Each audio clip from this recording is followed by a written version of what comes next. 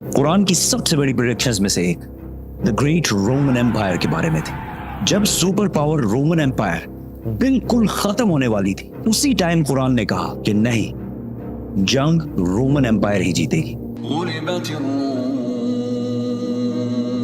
मक्का के एक गार में जिब्राइल अलैहिस्सलाम के मोहम्मद सल्लल्लाहु अलैहि वसल्लम को इकरा कहने के 8 साल पहले रोमन एम्पायर और पर्शियन एम्पायर, दो बड़ी सुपर पावर्स के दरमियान बहुत सख्त लड़ाई शुरू हो चुकी थी। ये ऐसे था कि आज अमेरिका और चाइना की फुल फ्लेज वॉर स्टार्ट हो जाए। इस जंग में पर्शियन एम्पायर ने रोमन एम्पायर को तबाह बर्बाद कर दिया था और पूरी दुनिया को ये लग रहा था कि रोमन एम्पायर, जो 1000 साल से दुनिया की सबसे बड़ी सुपर पावर थी, खत्म होने वाली है।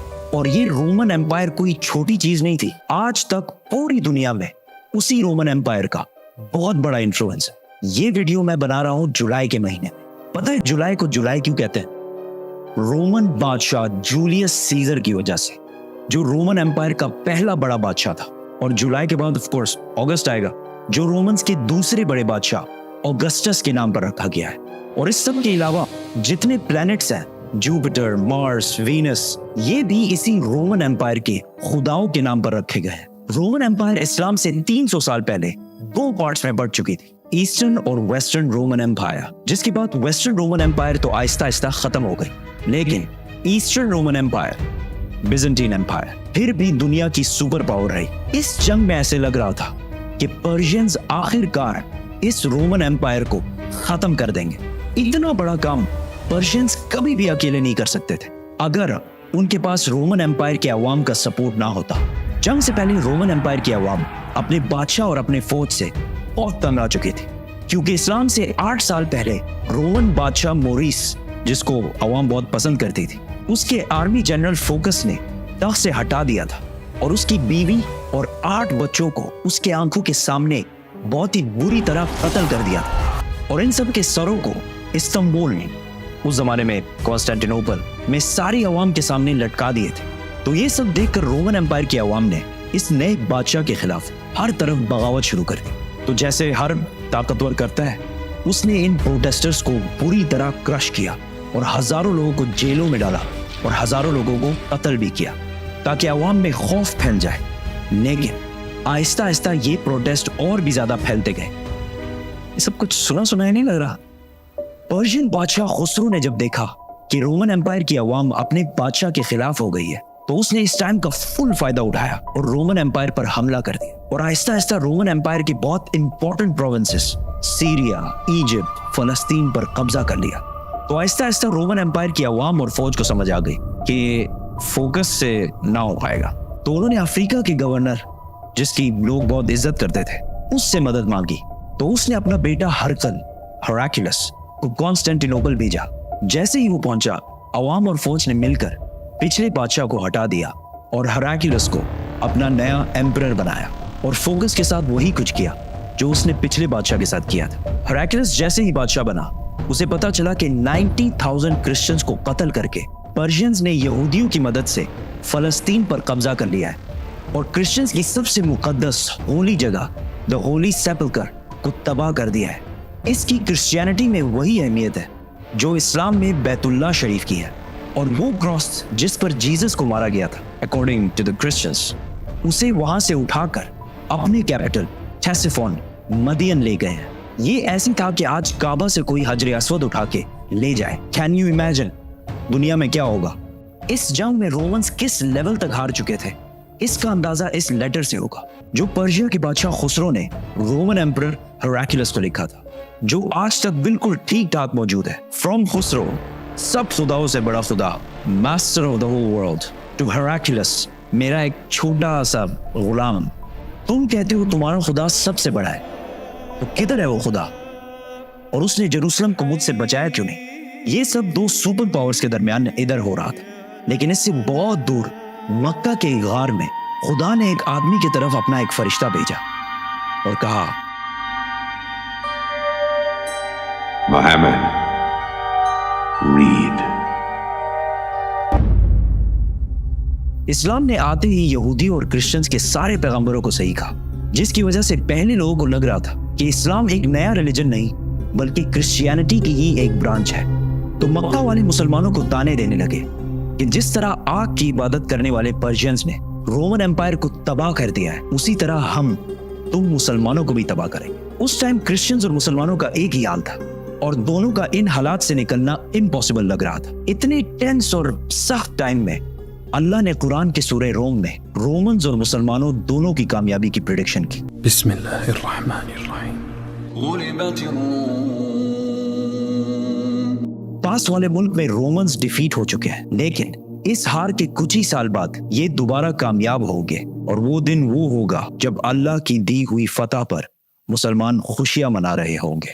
ان آیات میں 2 پریڈکشنز کی گئی ہیں کہ آج تو رومنز ہار رہے ہیں، لیکن کچھ سالوں بعد رومنز دوبارہ کامیاب ہوں گے، اور اسی دن مسلمان بھی اپنی کامیابی کا جشن منا رہے ہوں گے۔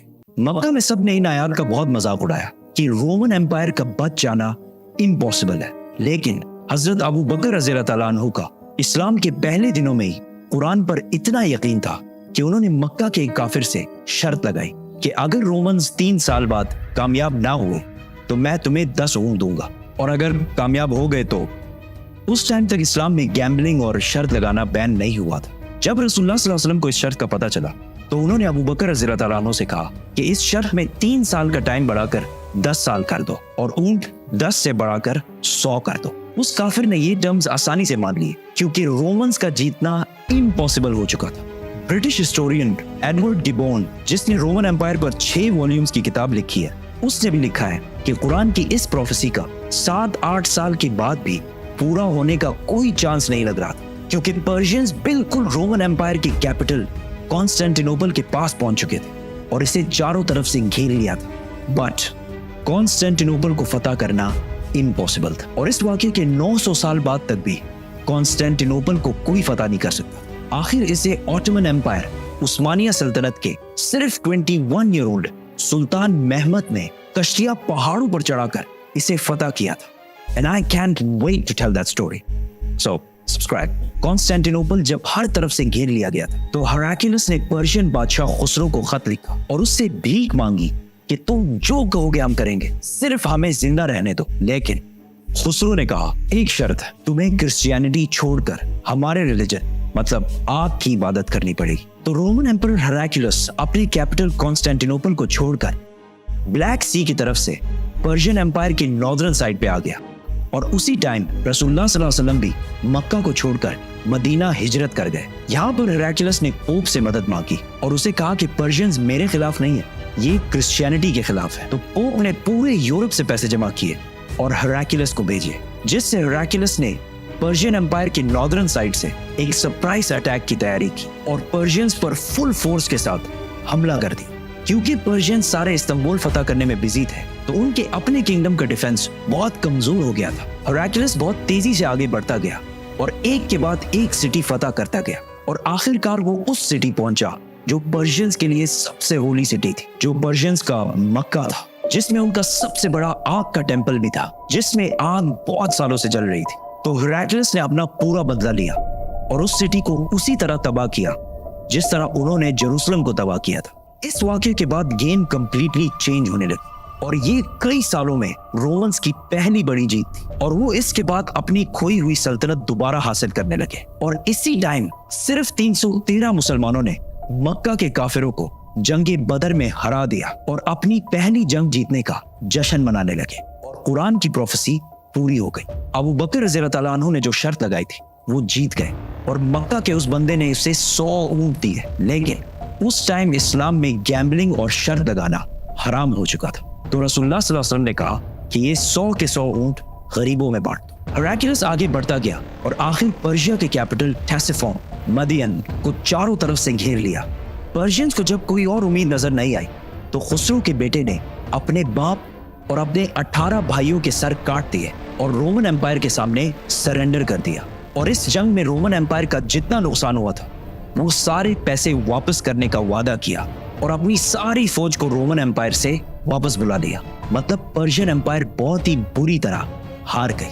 رومن امپائر نے اس کراس کو جو پرشینز جیروسلم سے بہت غرور میں لے کر گئے تھے واپس لایا اور اسے اسی جگہ پر رکھا جہاں وہ پہلے تھا، اور اسی سال مسلمانوں اور مکہ والوں کے درمیان صلح حدیبیہ کی ہسٹورک ایگریمنٹ ہوئی، جس سے مسلمانوں کی تقدیر ہمیشہ کے لیے بدل گئی۔ اور قرآن نے اسے ایک بہت بڑی فتح کہا۔ ہراکلس اب تو دنیا کا سب سے طاقتور بادشاہ بن گیا تھا، لیکن صلح حدیبیہ کے کچھ ہی عرصے بعد رسول اللہ صلی اللہ علیہ وسلم نے اسی ہراکلس کو ایک لیٹر لکھا اور اسے اسلام کی دعوت دی، لیکن ہراکلس نہیں مانا اور اگلے کچھ ہی سالوں میں مسلمانوں نے آلموسٹ پوری رومن ایمپائر کو فتح کر لیا، اور صرف رومن ایمپائر کو نہیں، پرشین ایمپائر کو بھی فتح کر لیا، اور آج تک مسلمانوں سے یہ علاقے دوبارہ کوئی بھی نہیں چھین سکا۔ سبسکرائب